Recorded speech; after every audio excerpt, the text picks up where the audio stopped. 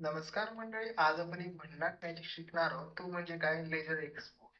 हो हो, तोच लेजर एक्सपोर्ट जिथं आपल्याला कायम प्रश्न पडतो, पार्टी पैसे किती देतोय? तर सर्वप्रथम आपण कंपनी ओपन करूयात. कंपनी ओपन केल्याच्या नंतर आपल्याला कुठे यायचे? डिस्प्ले रिपोर्ट्स हा जो ऑप्शन आहे, ठीक आहे. डिस्प्ले रिपोर्ट्स वरती क्लिक करायचं आहे आणि त्याच्यानंतर कुठे यायचं? अकाउंट बुक्स मध्ये यायचं. त्यानंतर तुम्हाला तिथे एक ऑप्शन दिसेल लेजर नावाचा, त्याला क्लिक करा. त्याला क्लिक केल्याच्या नंतर इथे सर्व जे काही आपण टॅलीमध्ये लेजर क्रिएट केलो ते इथे तुम्हाला इथे दिसतील. सो मग ज्यांचं तुम्हाला स्टेटमेंट पाठवायचं आहे त्यांचं बेसिकली तुम्ही इथे नाव सिलेक्ट करा. फॉर एक्झाम्पल आपण इथे गौरी यांचं नाव सिलेक्ट करूया. सो इथे सिलेक्ट केल्याच्या नंतर त्यांच्यासोबत झालेला जो काही व्यवहार आहे तो तुम्हाला इथे या स्क्रीनवरती दिसेल. जर तुम्हाला मंथ वाईज पाहिजे असेल, इयर वाईज पाहिजे असेल तर तुम्ही F2 राईट कॉर्नरला जे तुम्हाला पिरियडचं ऑप्शन दिसत आहे त्याला क्लिक करून तुम्ही तिथे पिरियड टाकू शकता. या पिरियड मध्ये त्यांना आपण किती सेल केले आणि त्यांच्याकडून आपल्याला किती रिसिप्ट आले म्हणजे किती पैसे जमा झाले ते इथे आपल्याला दिसेल. सो याच्यात तुम्हाला याच्यामध्ये अवघड तर काहीच नाही. मी याच्यामध्ये अवघड आहे कधी मुळात म्हणलंच नाही. तर इथे मग बेसिक इथे हे तर लेजर एक्सपोर्ट करायचं इथे तुम्हाला ऑलरेडी माहितीच होतं. मग आता इथून काय करायचं? मेन पॉईंट म्हणजे काय की इथून एक्सपोर्ट कसं करायचं हा इथे मेन मुद्दा आहे. सो डायरेक्टली या स्क्रीनवरती आल्याशिवाय तुम्हाला काय करायचं? Control E. काय? Control E. म्हणजे बघा कंट्रोल ई केल्यानंतर तुमच्याजवळ एक स्क्रीन ओपन होईल. त्यावरती काय काही डिटेल्स असतील, लाईक फॉर्म म्हणजे रिपोर्ट कोणता आहे, लेजर रिपोर्ट आहे की कोणता आहे.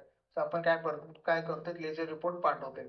ते लेजर रिपोर्ट नाव वगैरे येईल. त्याच्यानंतर खाली फाईल नेम येईल.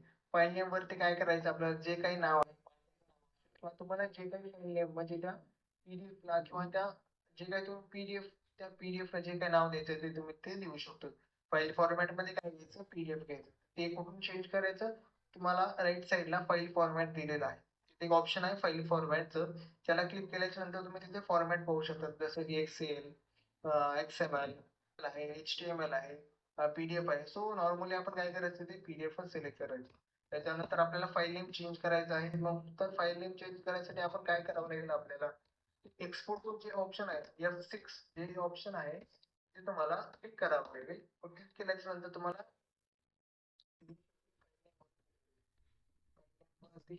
नाव आहे नाव टाकायचं आहे ते तिथे तुम्ही टाकू शकता.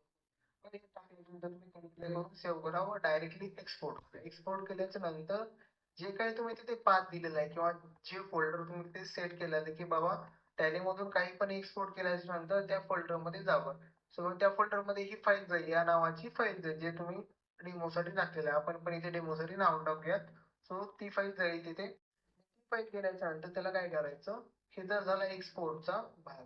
त्याच्यानंतर तुम्हाला जर व्हॉट्सअपवरती पाठवायचं असेल तर तुम्ही सिंपल काय करू शकता? त्या फाईलला काय करायचं?